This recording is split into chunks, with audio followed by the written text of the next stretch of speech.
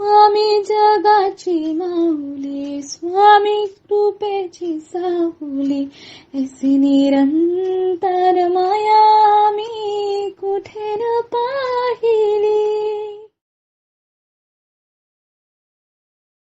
श्री स्वामी समर्थ. सर्व मित्रमैत्रिणींचे आपल्या श्री दत्त अनुभूती परिवारामध्ये सहर्ष स्वागत आहे.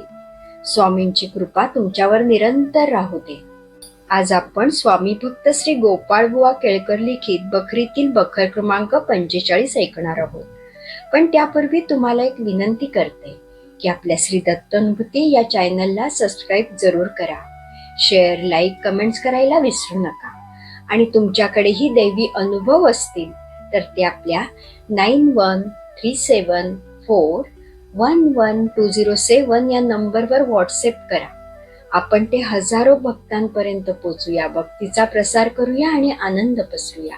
श्री स्वामी समर्थ. बखर क्रमांक 45. परशुराम सेवेकऱ्याची गोष्ट. एक वेळ परशुराम सेवेकरी यांच्या मनात आले की आपण काशीला जावे. म्हणून तो श्री स्वामी समर्थांची आज्ञा घेण्याकरिता श्रींजवळ येऊन त्याने प्रार्थना केली. श्रींनी त्याला उत्तर दिले, संत चरणाची माती तीच माझी भागीरथी.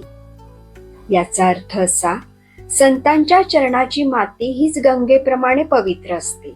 संतांच्या संगतीत राहणे, त्यांची सेवा करणे, त्यांच्या चरणाशी राहणे हेच खरे तीर्थ असते. यातून श्री स्वामी महाराजांना असा संदेश द्यायचा होता की आध्यात्मिक उन्नतीसाठी बाहेर धावण्यापेक्षा जिथं संत आहेत तिथेच समाधान आणि मुक्ती असते. हे ऐकून परशुराम यांनी काशीत जाण्याचा बेत रहित केला. प्रत्यक्ष निधान चोळप्पाच्या घरी आले असून चोळप्पाची तीर्थयात्रा किंवा पिराला शेरणी वाटणे चुकले नव्हते. याचा अर्थ असा, जरी प्रत्यक्ष ईश्वर श्री स्वामी चोळप्पाच्या घरी असले तरी सुद्धा तीर्थयात्रा किंवा पिराला शरण जाणे चुकीचे नव्हते. चोळप्पाची कुलदेवता तुळजापूरची देवी असून एक वेळ चोळप्पा कुटुंबासह यात्रेस निघाला.